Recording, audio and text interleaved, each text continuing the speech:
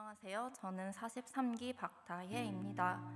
저는 오늘 30일의 동행 훈련 과정 속에서 제가 겪었던 제 삶에 동행하시는 주님의 이야기를 나누고자 합니다.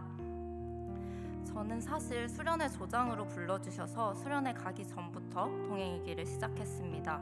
제가 시작한 이유는 정말 단순했습니다.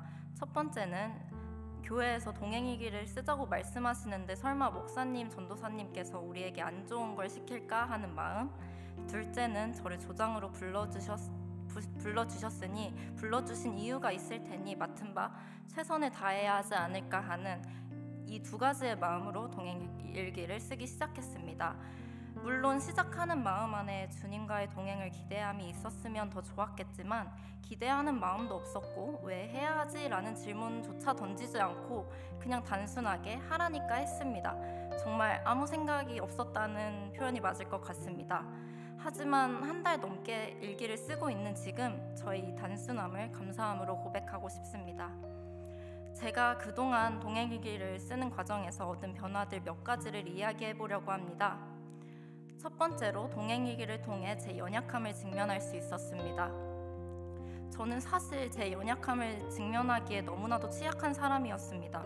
가끔은 다른 사람들과 비교해서 오는 상대적 우월감도 있었고 저의 연약함을 직면해야 하는 상황에서 애써 이 정도는 아무것도 아니라고 난 강하다고 자기 세뇌를 하며 저의 연약함들을 회피해왔습니다. 심지어 육체적 피로와 아픔까지도 제대로 직면하지 못했습니다. 하지만 일기를 쓰며 저의 결함과 약함들을 하나둘씩 발견하게 되고 그것들에 제 자신의 자아가 계속해서 깨어지니 저는 정말 별거 아닌 사람이었습니다. 사실 연약한 걸 인정하면 아무것도 못 해낼 줄 알았습니다. 보잘것없는 사람이 되는 것 같아 제 연약함을 인정하기가 싫었습니다. 하지만 저는 보잘것없는 연약한 사람이 맞습니다.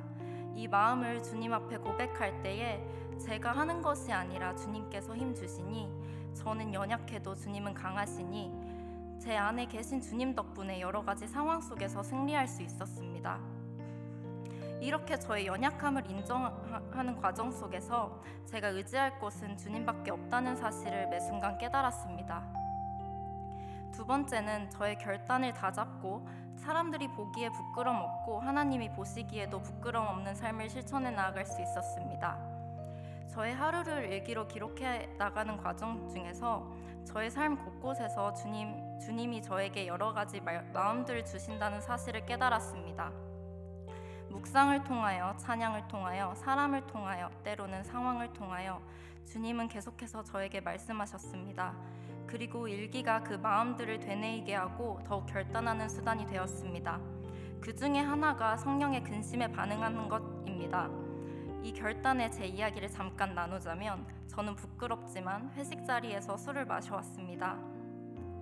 술을 마신 이유는 하나였습니다. 사람들의 시선이 두려워서. 사람들의 시선이 두려워 회식 자리에서 분위기를 깰까봐, 사람들이 안 이꼽게 생각할까봐 취하지만 않으면 되지라는 생각으로 스스로 합리화하며 마셔왔습니다.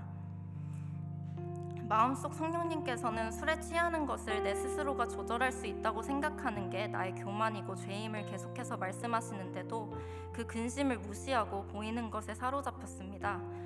하지만 성령님의 근심에 반응하자는 사람이 되자라는 저의 결단을 다잡고 회사에서도 술을 거절할 수 있는 담대함이 생겼습니다. 이제는 사람들의 시선보다 늘 함께 하시는 주님의 시선이 더 두려워졌습니다. 이런 부끄러운 저의 모습들까지 일기에 담아 지체들과 공유할 때에 그들 앞에서도 부끄럽지 않은 삶, 그리고 주님이 보시기에도 부끄럼 없는 삶을 살고 싶어졌습니다. 그리고 지금도 계속해서 노력 중이며 이 마음을 끝까지 놓치고 싶지 않습니다. 마지막으로 공동체를 느끼고 서로가 서로의 동역자됨을 깨달았습니다. 처음에 일기를 쓰기 시작하면서 이렇게 쓰는 게 맞나 싶기도 하고 제 삶을 사람들과 공유를 한다는 게 쉽지만은 않았습니다.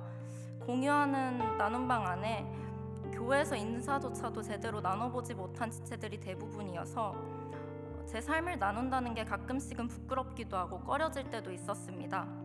하지만 목사님, 전도사님을 비롯해서 사모님과 회장님 그리고 여러 지체들이 매일같이 응원의 댓글을 남겨주니 그 댓글에 힘을 입으며 살아갈 수 있었고 그들과 내적 친밀감이 생겨 교회에서도 얼굴을 보면 괜히 반가운 느낌이 들었습니다.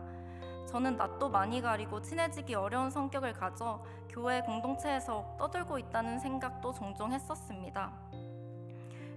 동행일기를 통하여 공동체 속의 소속감을 느끼니 지체들을 위한 기도, 우리 한사랑 청년 공동체를 위한 기도가 자연스럽게 이어졌습니다. 그리고 함께한 지체들의 동행일기를 보고 저 또한 배우는 것들이 참 많았습니다. 각자가 서로 다른 환경과 상황 속에서 주님의 마음을 구하고 삶의 자리에서 주님을 기억하려고 애쓰는 모습들이 저에게도 도전이 되고 힘이 되었습니다. 함께 해준 동역자들이 없었다면 저도 주님과의 동행을 중간에 놓았을 수도 있다는 생각이 듭니다. 그들이 있기에 할 수 있었습니다. 하루를 마무리하며 일기를 쓸 때 가끔은 피곤하고 아픈 상황이 있어 일기를 포기하고 싶을 때도 있었지만 저에게는 주님과의 동행을 정리하여 기록할 때에 오는 은혜들과 다음날 다시금 그 감정들과 결단들을 복기하며 주님의 동행하심을 느끼고 감사하게 될 때에 오는 기쁨들이 너무 커서 피곤함을 이겨내고 동행일기를 썼습니다. 이 또한 주님이 하셨습니다. 연약한 저로서는 피곤함에 무너졌겠지만 주님께서 함께 하시니 육체적 피로와 싸워서 이기게 하시고 주님을 알아가는 데에 기쁨이 넘치게 하셨습니다.